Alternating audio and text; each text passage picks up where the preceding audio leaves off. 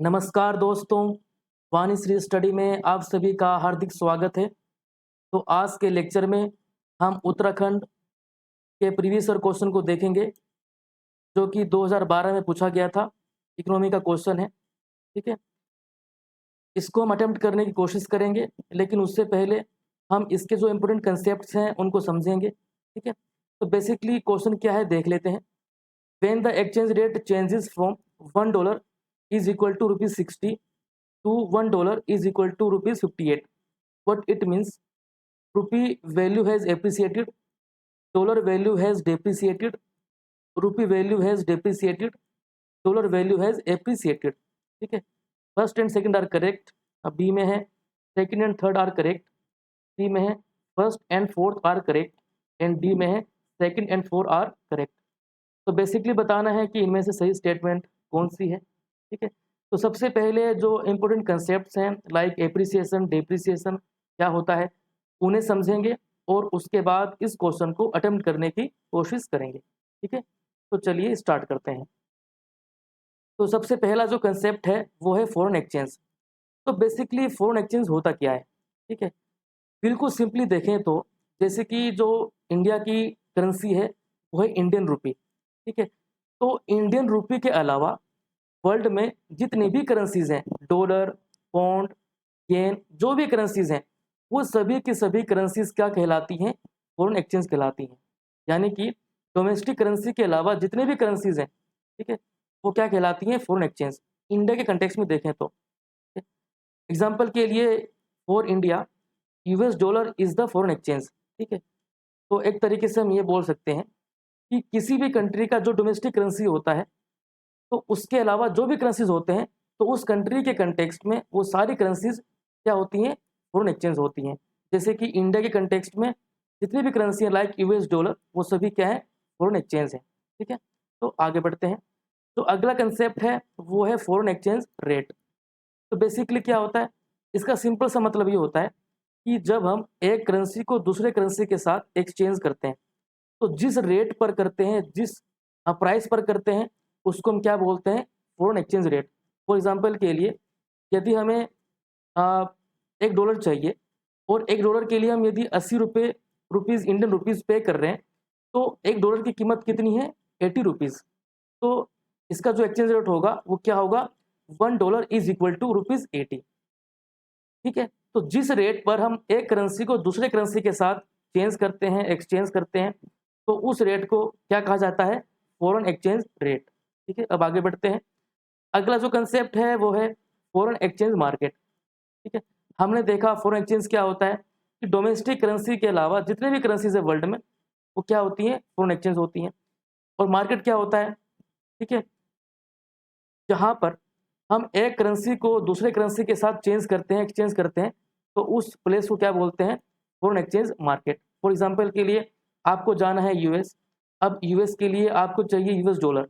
तो जहाँ पर आप इंडियन रुपीज़ को डॉलर में एक्सचेंज करवाएंगे, कन्वर्ट करवाएंगे, तो वो क्या होगा, फॉरेन एक्सचेंज मार्केट होगा, ठीक है। तो ये वो मार्केट होता है जहाँ पर एक करेंसी दूसरे करेंसीज के साथ एक्सचेंज की जाती है, कन्वर्ट की जाती है, ठीक है। अब अगला है types of exchange rate system. तो बेसिकली 3 सिस्टम्स होते हैं, फिक्स्ड एक्सचेंज रेट सिस्टम, ठीक है, फ्लेक्सिबल एक्सचेंज रेट सिस्टम, और थर्ड होता है मैनेज फ्लोटिंग रेट सिस्टम। तो आइए देख लेते हैं। सबसे पहला है फिक्स्ड एक्सचेंज रेट सिस्टम। तो देखिए हमने देख लिया कि एक्सचेंज रेट क्या होता है, यानी कि जिस रेट पर एक करेंसी को दूसरे करेंसी के साथ हम चेंज करते हैं, एक्सचेंज करते हैं, ठीक है, उसको क्या कहते हैं, एक्सचेंज रेट। अब फिक्स क्या हो गया, तो सिंपल सा मतलब हुआ, यदि हम उस एक्सचेंज रेट को, यानी कि जिस रेट पर हम एक करेंसी को दूसरे से बदलते हैं, चेंज करते हैं, यदि हम उस रेट को फिक्स कर दें, तो ये क्या कहलाएगा, फिक्स्ड एक्सचेंज रेट सिस्टम। तो बेसिकली इसका मतलब यही है कि exchange rate is officially declared and fixed by the central bank of the country. India इस सिस्टम को फॉलो करता था टिल 1991। बेसिकली ये फॉलो किया जाता है ताकि एक्सचेंज रेट स्टेबल हो। वो कंट्री जो कि डेवलपिंग कंट्री हैं, जिनको थोड़ा फियर होता है, ठीक है, अपने करेंसी के डिवैल्यूएशन का, यानी कि डेप्रिसिएशन का, उनके वैल्यू का डेप्रिसिएट करने का, तो बेसिकली वो इस सिस्टम को फॉलो करती है। तो इंडिया इस सिस्टम को फॉलो करता था 1991 तक, जहाँ पर हम अपने रेट को एक तरीके से फिक्स करते थे कि भाई इस रेट पर ही हम दूसरे करेंसी के साथ एक्सचेंज करेंगे। ठीक है, अब अगला है फ्लेक्सिबल एक्सचेंज रेट सिस्टम। अब देखिए नाम से पता लग रहा है फ्लेक्सिबल, यानी कि यहाँ पर जो एक्सचेंज रेट होता है, ठीक है, वो बेसिकली फ्लेक्सिबल है। वो बेसिकली डिपेंड करता है डिमांड एंड सप्लाई का। ठीक है, डिमांड एंड सप्लाई क्या है फॉरेन एक्सचेंज की, उस बात पर डिपेंड करता है कि एक्सचेंज रेट क्या होगा। यहाँ पर कोई भी सेंट्रल बैंक इस पर कंट्रोल नहीं करती, डायरेक्ट नहीं करती, इसको फ्री छोड़ दिया जाता है किस बात पर, डिमांड एंड सप्लाई पर। ठीक है, तो ये है फ्लेक्सिबल एक्सचेंज रेट सिस्टम। तो इंडिया इस सिस्टम को भी फॉलो नहीं करता है। तो इंडिया किस सिस्टम को फॉलो करता है? तो इंडिया फॉलो करता है मैनेज्ड फ्लोटिंग रेट सिस्टम। अब बेसिकली ये कुछ नहीं है, तुमने भी देखा फिक्स रेट सिस्टम और फ्लेक्सिबल रेट सिस्टम, उन दोनों का कॉम्बिनेशन है। मतलब क्या हुआ कि जो सेंट्रल बैंक है, इंडियन गवर्नमेंट है, वो ठीक है बोल देती है कोई बात नहीं, डिमांड एंड सप्लाई जो होगी वो एक तरीके से डिफाइन करेगी, डिटरमाइन करेगी कि एक्सचेंज रेट क्या होगा। लेकिन तो सेंट्रल बैंक है वो क्या बोलती है, वो बोलती है कि कोई बात नहीं, डिमांड एंड सप्लाई को डिसाइड करने दो। लेकिन यदि कोई दिक्कत होती है, कोई परेशानी होती है, हमारे करेंसी की वैल्यू कम होती है, तो उस समय हमें कहीं ना कहीं इंटरवीन करना पड़ेगा। तो यानी कि वैसे तो हमने फ्री छोड़ दिया है डिमांड एंड सप्लाई पर, लेकिन जहाँ पर कोई परेशानी होगी, वैल्यू कम होगी या चाहे कुछ भी होगा, तो उस कंडीशन में, उस स्थिति में हम क्या करेंगे, इंटरवीन करेंगे। तो एक तरीके से दोनों का कॉम्बिनेशन हो गया फिक्स रेट सिस्टम का और फ्लेक्सिबल रेट सिस्टम का। तो इंडिया इस सिस्टम को फॉलो करता है। ठीक है, तो इस बात को ध्यान रखिएगा। अगला जो कंसेप्ट है वो हम कुछ देखते हैं, important concept like depreciation, devaluation क्या होता है, एप्रिसिएशन क्या होता है, रिवैल्यूएशन क्या होता है। अब देखिए सबसे पहले ये देख लेते हैं, जैसे कि डेप्रिसिएशन है और डिवैल्यूएशन है। ठीक है, तो बेसिकली इन दोनों का मतलब ये होता है कि हमारी जो करेंसी है वो उसकी वैल्यू कम हो रही है, उसकी वैल्यू घट रही है। ठीक है, अब अगला है एप्रिसिएशन और रिवैल्यूएशन। तो इसका मतलब ये होगा कि जो करेंसी है उसकी वैल्यू जो है वो बढ़ रही है। तो बेसिकली इसका सिंपल सा मतलब ये है। ठीक है, इसको हम देख लेते हैं। अच्छा, अभी हमने देखा फ्लेक्सिबल और फिक्स्ड के बारे में। ठीक है, तो बेसिकली जो डेप्रिसिएशन है और एप्रिसिएशन है, डेप्रिसिएशन है और जो एप्रिसिएशन है, ये basically flexible exchange rate system है। हमने क्या देखा कि फ्लेक्सिबल में क्या होता है कि डिमांड एंड सप्लाई पर डिसाइड होता है कि एक्सचेंज रेट क्या होगा। लेकिन जो डिवैल्यूएशन है और रिवैल्यूएशन है वो फिक्स किया जाता है।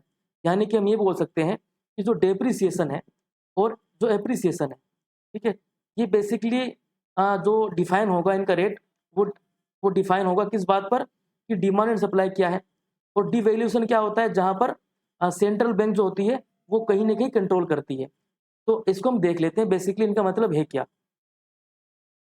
जैसे कि डेप्रिसिएशन है, ठीक है, तो डेप्रिसिएशन का मतलब हमने देखा कि it is basically decrease in the value of domestic currency.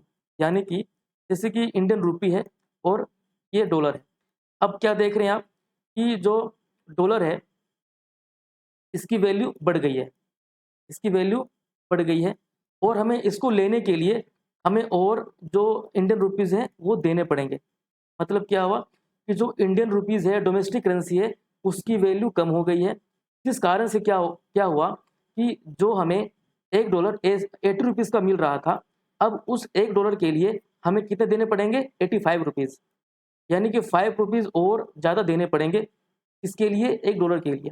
तो इसका बेसिकली मतलब क्या हुआ कि जो हमारी डोमेस्टिक करेंसी है उसकी वैल्यू घट गई है।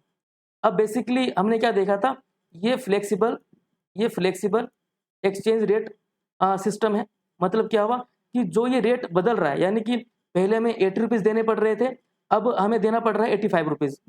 जो ये एक्स्ट्रा देना पड़ रहा है, यानी कि जो इंडियन रुपीज़ की वैल्यू कम हो गई है, तो ये किस कारण से होगी। तो हमने क्या देखा कि ये फ्लेक्सिबल एक्सचेंज रेट है, यानी कि डिमांड एंड सप्लाई मार्केट का क्या है उस बात पर ये डिसाइड हुआ कि अब हमें $1 के लिए अब हमें देना पड़ेगा 85 रुपीज़। ठीक है, यहाँ पर कोई कंट्रोल नहीं था सेंट्रल गवर्नमेंट का या सेंट्रल बैंक का, ये कंप्लीट मार्केट सिस्टम पर डिफाइन होता है कि डोमेस्टिक करेंसी की वैल्यू डिप्रिशिएट करेगी कि एप्रिशिएट करेगी। तो बेसिकली इस पर्टिकुलर केस में क्योंकि डिप्रिसिएशन है तो इंडियन रुपीज़ की वैल्यू कम हो रही है, यानी कि हमें अब एक्स्ट्रा रुपीज़ देने पड़ेंगे यदि हम बात करें डॉलर की तो।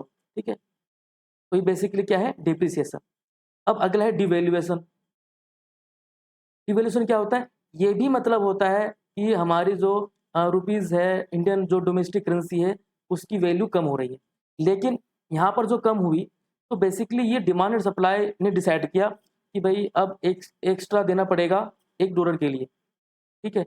लेकिन ये जो बेसिकली जो वैल्यू कम हो रही है, ये सेंट्रल बैंक करती है। ये जानबूझकर डेलिबरेटली जो है कोई गवर्नमेंट करती है या तो सेंट्रल बैंक करती है। अब ये बेसिकली क्यों किया जाता है? ये इसीलिए किया जाता है ताकि हम अपने एक्सपोर्ट को बढ़ा सकें, ठीक है? और जो ट्रेड इम्बैलेंसेस हैं उसको कम कर सकें। तो ये कैसे होता है? ये इस तरीके से होता है कि जब हम अपने जब सेंट्रल बैंक अपने डोमेस्टिक करेंसी की वैल्यू को कम करती है खुद से, ठीक है? जब सेंट्रल बैंक अपने डोमेस्टिक करेंसी को जानबूझकर डेलिबरेटली उसको उसकी वैल्यू कम करती है, तो इसका मतलब ये होता है कि जो हमारी वैल्यू है वो डिक्रीज़ हो गई है। और डिक्रीज़ होने का मतलब ये है कि यदि फ़ॉरेन जो कंट्री के लोग हैं, उनके लिए जो इंडियन रूपी है वो सस्ता है, उनके लिए कॉस्टली कम पड़ेगा, तो वो ज़्यादा चीज़ें इम्पोर्ट करेंगे इंडिया से। ठीक है? यानी कि इंडिया के एक्सपोर्ट को इंक्रीज़ करने के लिए क्योंकि इंडियन सस्ती चीज़ें हो गई हैं, जब वो वैल्यू गिरा देंगे जानबूझकर, तो जो इंडिया की चीज़ें सस्ती हो जाएँगी और जब सस्ती हो जाएँगी, तो जो दूसरे कंट्री के लोग हैं, यानी कि यूएस के जो लोग हैं, चाहे किसी भी कंट्री के लोग हैं, तो उनको वो चीज़ें सस्ती पड़ेंगी, तो वो इम्पोर्ट करेंगे। यानी कि बेसिकली जो इंडिया का जो एक्सपोर्ट है, वो इंक्रीज़ होगा। ठीक है? तो इंडिया के एक्सपोर्ट को इंक्रीज़ करने के लिए इस तरीके का जो काम है, वो सेंट्रल बैंक करती है। ठीक है? अब अगला है एप्रिसिएशन। अब हमने देखा था कि इसका मतलब होता है कि जो इंडियन रुपीज़ है, डोमेस्टिक करेंसी है, उसकी वैल्यू बढ़ जाना। अब क्योंकि ये एप्रिसिएशन है, तो बेसिकली क्या है, ये फ्लेक्सिबल सिस्टम है। और हमने क्या देखा था, फ्लेक्सिबल सिस्टम में जो डिमांड एंड सप्लाई होता है, वो डिसाइड करती है कि करेंसी का एक्सचेंज रेट क्या होगा, डोमेस्टिक करेंसी का एक्सचेंज रेट क्या होगा। अब क्योंकि एप्रिसिएशन है, फ्लेक्सिबल रेट सिस्टम है, ठीक है, तो मार्केट ने क्या डिसाइड किया कि जिस $1 को लेने के लिए हमें पहले देने पड़ रहे थे 80 रुपीज़, अब उसी को लेने के लिए हमें देने पड़ेंगे 75 रुपीज़। मतलब क्या है कि अब हम कम दे करके भी उस डॉलर को ले सकते हैं। यानी कि सिंपल सी बात है कि जो इंडियन रुपीज़ है, वो उसकी वैल्यू क्या हो गई? उसकी वैल्यू इंक्रीज़ हो गई। उसकी वैल्यू क्या हो गई? उसकी वैल्यू इंक्रीज़ हो गई। तो इसका मतलब होता है एप्रिसिएशन, ठीक है? यानी कि जो इंडियन रुपीज़ है, वो एप्रिशिएट कर गई, ठीक है? अब अगला है रिवैल्यूएशन। जैसे कि डिवैल्यूएशन था, सेंट्रल बैंक ने जानबूझकर जो इंडियन रुपीज़ थी उसकी वैल्यू को कम कर दिया, जिससे एक्सपोर्ट बढ़ जाए, क्योंकि हमारी चीज़ें सस्ती हो जाएँगी, तो सिंपल सी बात है कि जो दूसरे कंट्री के लोग हैं, उनको हमारी चीज़ें सस्ती मिलेंगी और वो इम्पोर्ट करेंगे, तो जिससे हमारा एक्सपोर्ट बढ़ जाएगा, हमारा जो निर्यात है वो बढ़ जाएगा और उनका आयात बढ़ जाएगा, ठीक है? अब अगला है रिवैल्यूएशन, तो ये भी एक तरीके से फिक्स्ड रेट सिस्टम का पार्ट है। तो यहाँ पर भी जो सेंट्रल बैंक है, वो डेलिबरेटली क्या करती है, जो डोमेस्टिक करेंसी है उसकी वैल्यू को क्या करती है, उसकी वैल्यू को इंक्रीज़ करती है। अभी क्यों करती है? जैसे कई बार इन्फ्लेशन हो गया है, ठीक है? हमारे जो सिटीज़न्स हैं उनके परचेज़िंग पावर को बढ़ाना है, तो इन सभी चीज़ों को करने के लिए वो क्या करती है, रिवैल्यूएशन करती है, ठीक है? तो दोबारा से रिवाइज़ कर लेते हैं कि जैसे कि हमने देखा डेप्रिसिएशन देखा, तो डेप्रिसिएशन में क्या था कि मार्केट के डिमांड सप्लाई ने क्या किया, जो डोमेस्टिक करेंसी थी उसकी वैल्यू को कम कर दिया, ठीक है? यानी कि अब हमें $1 को लेने के लिए एक्स्ट्रा पैसे देने पड़ेंगे, तो उसका मतलब हुआ डेप्रिसिएशन। अगला हमने देखा डिवैल्यूएशन।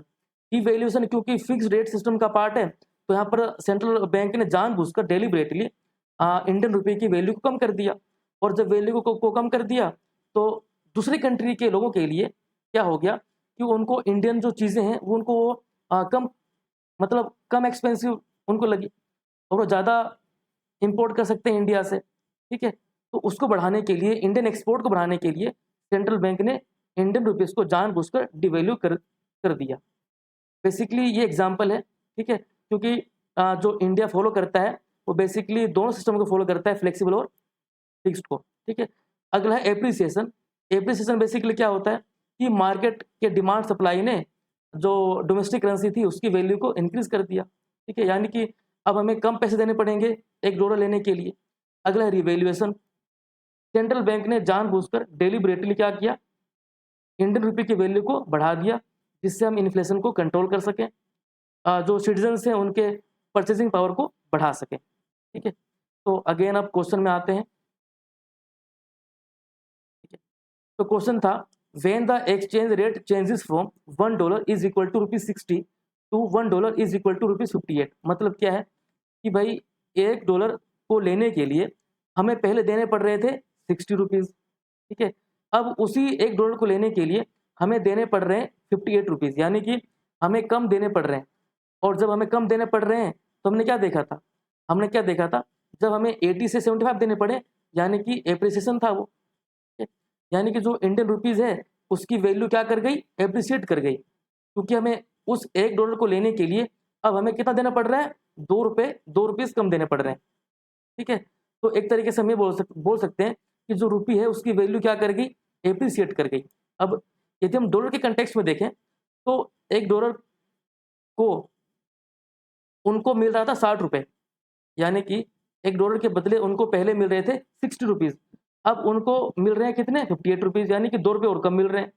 तो उनके कंटेक्स्ट में देखें तो डॉलर की वैल्यू क्या क्या हो गई, डेप्रिसिएट कर गई। ठीक है, तो दोनों बातें इसमें हैं।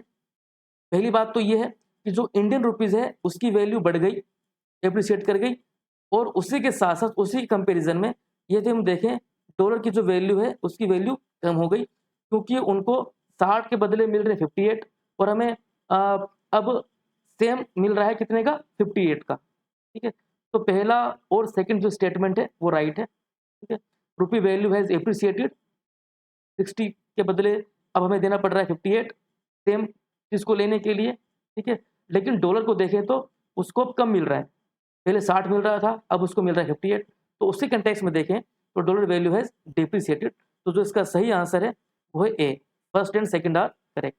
तो आज हमने समझने की कोशिश की कि एप्रिसिएशन क्या होता है, डिप्रिसिएशन क्या होता है, इन सभी बातों को समझने की कोशिश की। इनको अच्छे से रिवाइज कर लेना है, इनसे कई बार क्वेश्चन पूछे गए हैं और पूछने की काफ़ी संभावना है, मोस्ट इम्पोर्टेंट टॉपिक है। ठीक है, तो नेक्स्ट लेक्चर मिलते हैं किसी एक नए टॉपिक के साथ। Thank you so much.